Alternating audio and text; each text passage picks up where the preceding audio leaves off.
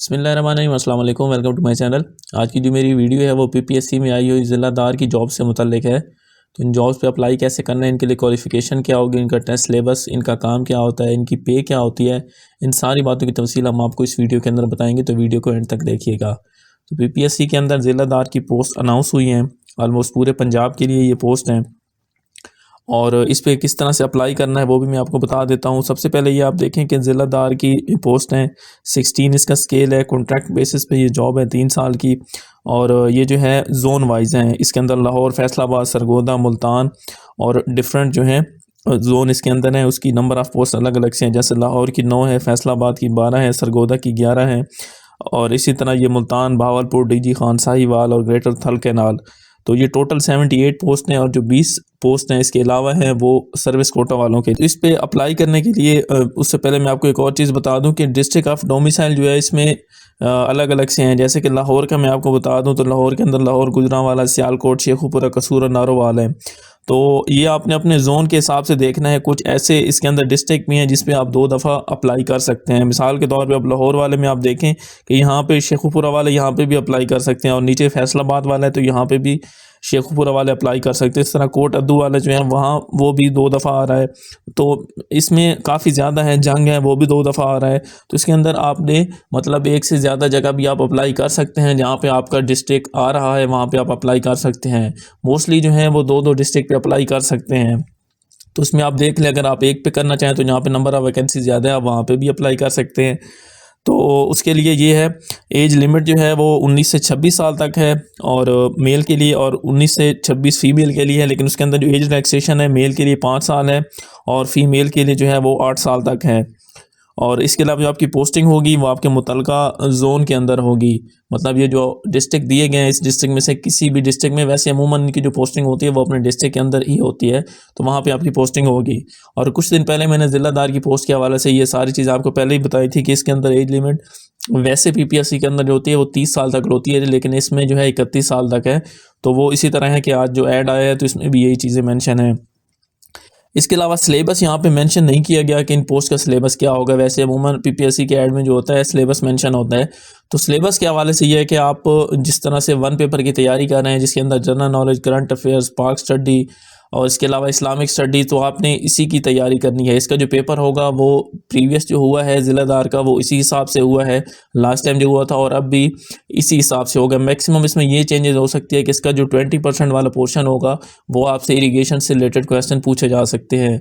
80% फिर भी आपका जनरल नॉलेज, करंट अफेयर्स और ये चीज़ें होंगी। तो आपने जो है 1 पेपर उसकी तैयारी करनी है। अगर इसका 1 पेपर होता है, समटाइम्स ऐसा भी होता है कि एक से ज़्यादा पेपर भी लिए जा सकते हैं, जिस तरह तहसीलदार के होते हैं, तो उसमें सिनेरियो चेंज होगा क्योंकि यहाँ पे अभी बताया नहीं गया। लेकिन 1 पेपर के अगर आपको यहाँ पे जो है पेपर आता है तो आपने जो अपने जनरल नॉलेज, करंट अफेयर्स उसी की तैयारी करनी है। इरीगेशन डिपार्टमेंट में से थोड़ा सा पोर्शन ही पूछा जाएगा, उसमें से ज़्यादा नहीं पूछा जाएगा। 100% का भी जो है वो करंट अफेयर्स और जनरल नॉलेज वगैरह पूछा जा सकता है।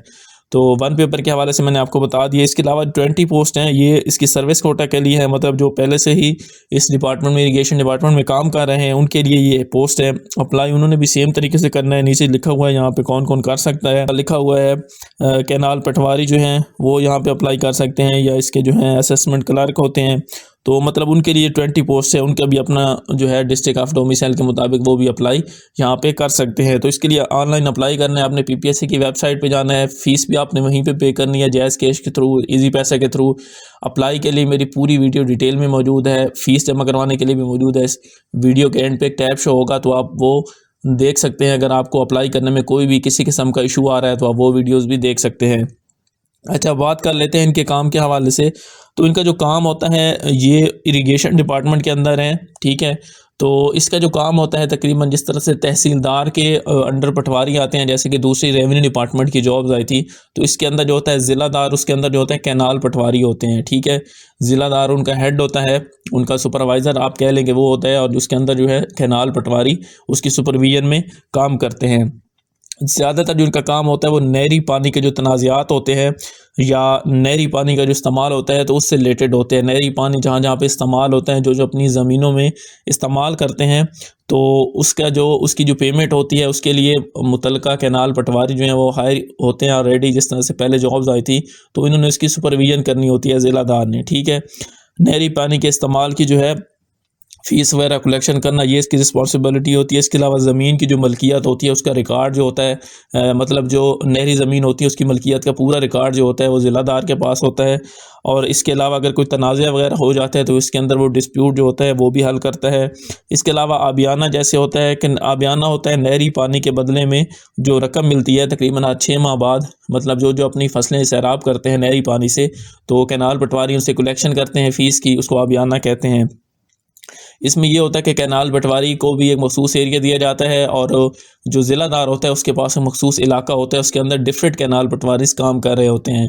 तो उस हिसाब से जो है उसने रेवेन्यू कलेक्शन करनी होती है, कैनाल पटवारी ने एक्चुअली करनी होती है, इसने सुपरवाइज़ करना होता है। और इसके अलावा जो है नहरी पानी में मसाइल जो होते हैं, जिस तरह से तहसीलदार ज़मीनों के डिस्प्यूट जो होता है वो हल करता है, रेवेन्यू डिपार्टमेंट का जो होता है। तो इसी तरह से ज़िलादार जो नहरी ज़मीन होते हैं उनके जो मसाइल होता है या नहरी पानी होता है या इससे रिलेटेड जितनी भी इरिगेशन डिपार्टमेंट से चीज़ें होती हैं तो वो उसके दायरे इख्तियार में आता है चीज़ें। मतलब ये ज़्यादातर जो इसका काम है वो नहरी, क्योंकि इरिगेशन डिपार्टमेंट की जॉब है तो नहरी पानी और नहरी ज़मीनी और इससे रिलेटेड होता है। दूसरी जो बारानी ज़मीनी होती हैं उससे इसका कंसर्न नहीं होता। तो इसकी जो ट्रेनिंग है वो भी आपको आफ्टर सिलेक्शन करवाई जाएगी इंशाल्लाह। जब आपकी सिलेक्शन हो जाएगी उसके बाद आपको इसकी ट्रेनिंग दी जाएगी और देन आपकी जो है पोस्टिंग होगी। और पे पैकेज के हवाले से ये 16 स्केल है, तो इसकी जो पे पैकेज है इसमें TADA भी मिलता है इनको, क्योंकि उसके अंदर फील्ड के विज़िट शामिल होते हैं काफ़ी ज़्यादा।